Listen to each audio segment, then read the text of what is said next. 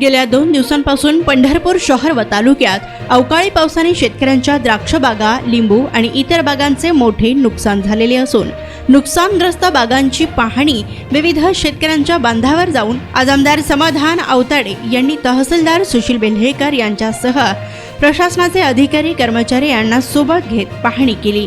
गेल्या 2 दिवसांपासून सुरू असलेल्या अवकाळी पावसाने द्राक्षबाग शेतकऱ्यांसमोर आसमानी संकट उभे राहिले आहे। द्राक्षबागेवर फवारणी व इतर मोठा खर्च झालेला असताना अवकाळी पावसामुळे हाताला आलेली द्राक्षबाग गेल्याने शेतकरी हवालदिल झालेले आहेत।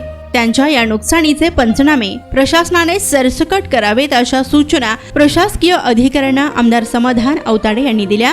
तर शेतकऱ्यांचे नुकसान न भरून निघणारे असले तरीही पूर्वी अवकाळी पावसाने नुकसान झालेल्या शेतकऱ्यांना हेक्टरी 18,000 रुपये मिळत होते, परंतु आता हेच हेक्टरी 22,000 रुपये नुकसानग्रस्त म्हणून शेतकऱ्यांना मिळणार आहेत। यामुळे एक वेळची फवारणी खर्चाचा लाभ तरी शेतकऱ्यांना मिळेल। तर येत्या अधिवेशनात नुकसानग्रस्त शेतकऱ्यांना जास्तीत जास्त मदत कशी मिळवून देता येईल यासाठी आपण आवाज उठावू, असेही आमदार समाधान आवताडे यांनी म्हटलं।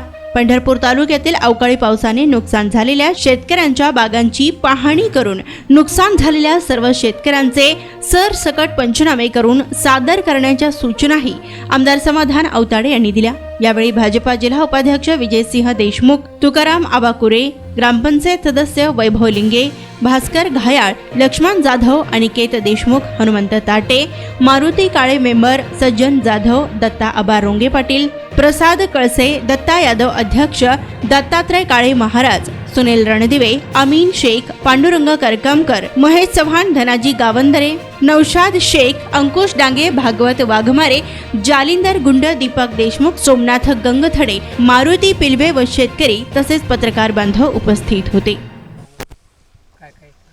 कालचा आणि आज पहाटेचा अवकाळी पाऊस, या पावसामुळे या ठिकाणी शेतकऱ्याचं फळबागांचं आणि रब्बी पिकांचं अतोनात नुकसान या ठिकाणी झालेलं आहे।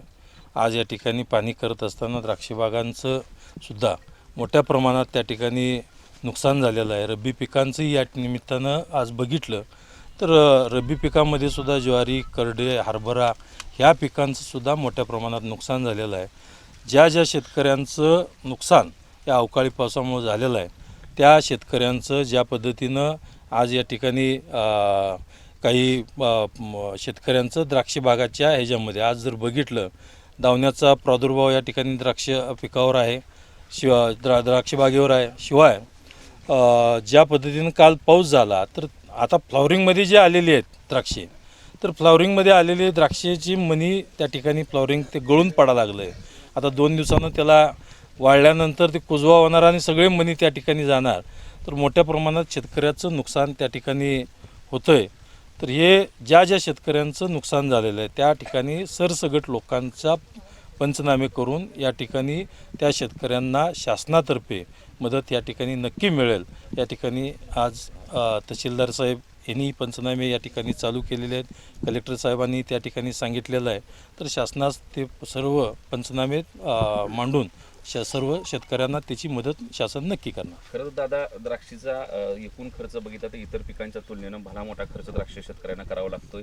नोटबंदीच्या काळापासून आतापर्यंत सतत द्राक्ष शेतकरी अडचणीत आहे। गारपीट असेल, बाजारभाव असतील, या सगळ्या गोष्टींच्या संदर्भात आता मिळणारी मदत एकतर एका बाजूला ती फार लवकर झटकन मिळणं गरजेचं आहे आणि दुसऱ्या बाजूला मिळणारी मदत ही त्याला त्याचं पूर्ण नुकसान जरी भरून देणारी नसली तरी त्याला आधार चांगल्या पद्धतीने देणारी असली पाहिजे। आज 22,000च्या आसपासचा आकडा त्या ठिकाणी समजतोय की तो एकरी मिळतोय आणि एकूण जर तुमच्या पाठीमागे द्राक्ष शेतकरी त्यांना जर विचारलं की 22,000मध्ये काय होतं, कशी मांडणी करणार आहे? या निमित्तानं मी सांगू इच्छितो की आज एखादी जरी आज दावण्याचा रोग आहे, आता येताना सगळ्या शेतकऱ्यांशी चर्चा करत होतो तर एक फवारणी करायला 15-20 हजार रुपयाच्या आसपास खर्च जातोय। तर आज एवढा मोठा खर्च या ठिकाणी हा परवडत नाही आणि हे निसर्गानं ज्या पद्धतीनं हा अवकाळी पाऊस असतील, गारपीट असेल, हे निसर्गाचं सुद्धा आसमानी संकट या ठिकाणी शेतकऱ्यावर येतं आहे। तर त्या ठिकाणी शासनसुद्धा परवा या निमित्तानं आपण पाहणी केली होती का मुंडेवाडी, गोपाळपूर या भागामध्ये आपण पाहणी केली होती। तिथल्याही पिकांचं द्राक्षबाग असेल, इतर फळबागांचं सुद्धा मोठ्या प्रमाणात गारपिटामुळं नुकसान होतं। तर आज त्या ठिकाणी 18,000 रुपये हेक्टरी मदत होती, परंतु शासनास आम्ही मांडून सर्व आमदारांनी त्या ठिकाणी सांगून तर शासनसुद्धा शेतकऱ्यांच्याच बाजूचं आहे. शासन नक्कीच या ठिकाणी मदत करतील.